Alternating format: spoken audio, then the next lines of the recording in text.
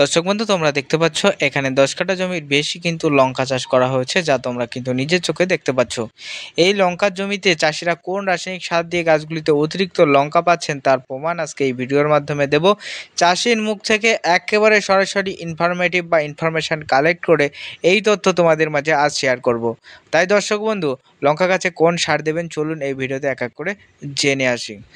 লঙ্কা চাষের ক্ষেত্রে দেখতে পাচ্ছেন গাছগুলিতে কেমন পরিমাণে লঙ্কা ধরে আছে আমি একটু দেখাই। দেখতে পাচ্ছেন এটা কিন্তু চেরো লঙ্কার একটা উন্নত জাত এবং এই লঙ্কার বাজারে কেজি বর্তমানে কিন্তু 120 থেকে 30 টাকা যাচ্ছে।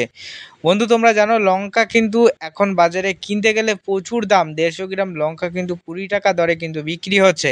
তাহলে বুঝতে পারছো লঙ্কার প্রচুর দাম বেড়ে গেছে। তাই দর্শক বন্ধু, এই লঙ্কা চাষের ক্ষেত্রে ব্যাপক হারে কিন্তু লাভ রয়েছে। যারা কিন্তু চাষ করেছেন তারা কিন্তু প্রচুর টাকা ইনকাম করতে পারবেন।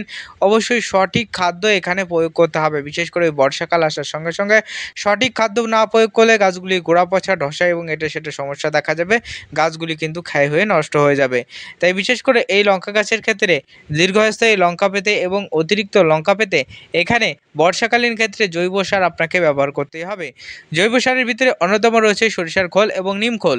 এই দুটো একসাথে ডাস্ট করবেন।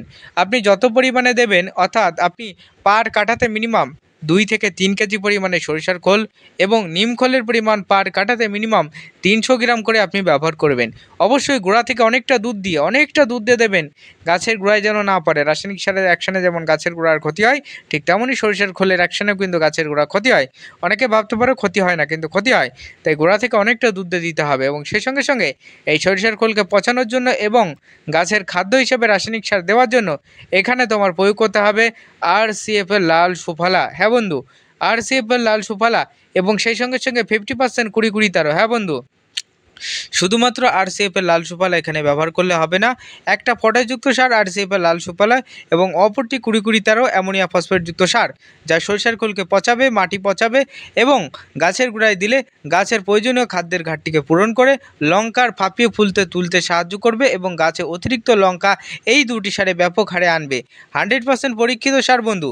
এই দুটি সার একসাথে মিশ্রিত করে প্রয়োগ করুন। যদি সরিষার খোল না দিতে পারেন তবুও দেখবেন আপনার লঙ্কা গাছে অতিরিক্ত লঙ্কা আসবে। হ্যাঁ বন্ধু, আপনি দেখতে পাচ্ছেন এখানে রাসায়নিক সার ব্যবহার করা হয়েছে RCF লাল সুফলা এবং 20-20 দুটো একসাথে মিশ্রিত করে প্রয়োগ করুন আর অতিরিক্ত হারে গাছে লঙ্কা ধরিয়ে ফেলুন। এটা আমার কথা না বন্ধু, একেবারে চাষির কথা। চাষিরা কিন্তু এইভাবে তাদের লঙ্কা গাছগুলিতে অতিরিক্ত লঙ্কা ধরাচ্ছে।